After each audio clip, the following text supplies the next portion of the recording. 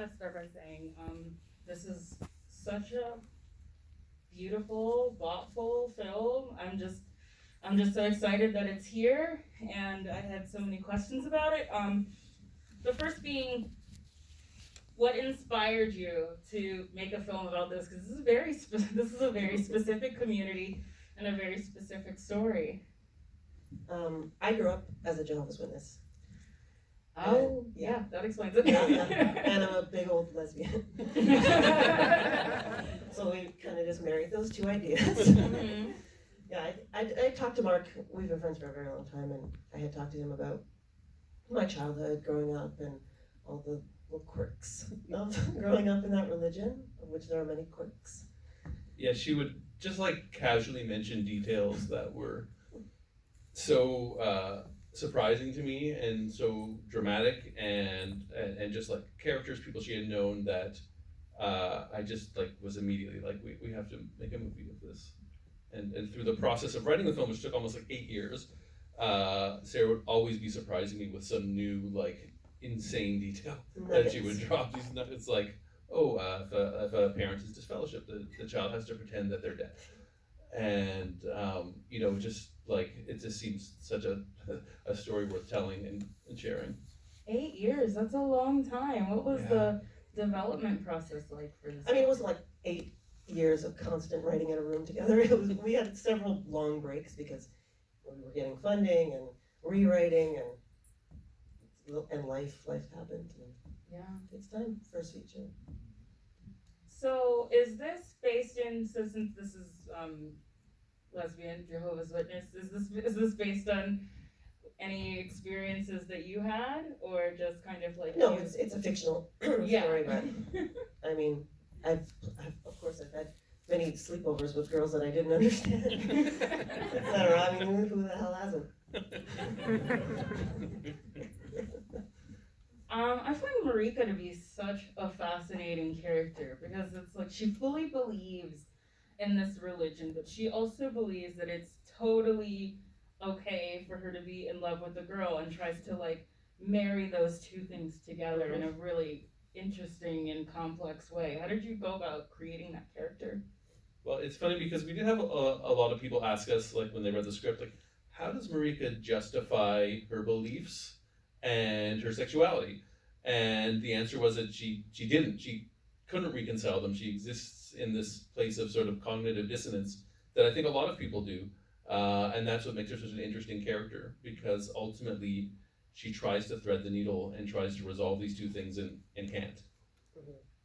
And June, who plays her, grew up, I think, as a Methodist. So and she's queer as well, so she really connected with the character and really nailed that weird combo. So how did the casting go with finding these really talented actresses? Yeah, I mean, we knew that the movie we had to find the right people. Yeah. We knew that the one creative choice that would be the most important to this film was casting. So we had a great casting agent named Jesse Griffiths, and we just went out and looked at a lot of people and took a lot of months to find the right people to do chemistry tests. This was all like during COVID over Zoom.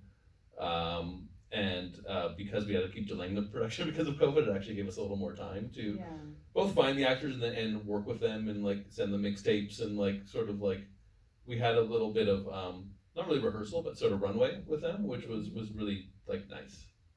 Yeah. Okay, that's awesome. I mean, COVID gives you time to think, definitely. It gave us all a lot of time to think. Before I'm gonna turn to the audience soon because I'm sure that everybody has more interesting questions than I do.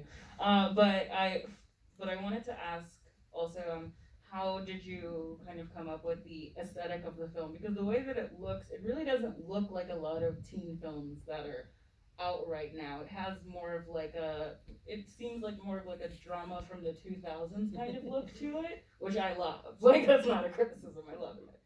We were super inspired by Scandinavian films that we saw, like films by Lucas Moodysson, early film by Roy Andersson called A Swedish Love Story.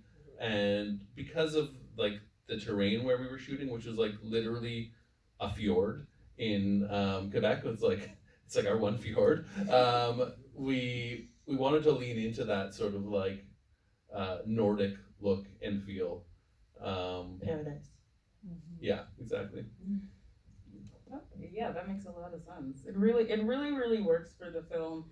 And I love how this is a film that, takes itself seriously, but there's still like humor in it. There's really a good mix in that. And the nice kind of like the slick look of it really works well with that. So I want to open it up to questions. I would like if the filmmakers can choose the people. Okay. And yeah, go for it. So if you have a question, raise your hand. No questions. Oh. Okay. You please.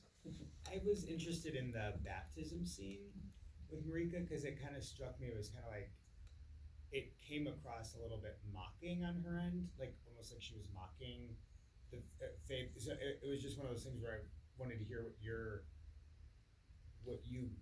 why that scene was in there, because it kind of broke me from it a little bit. I was like, it seemed to intertwine the relationship Mhm.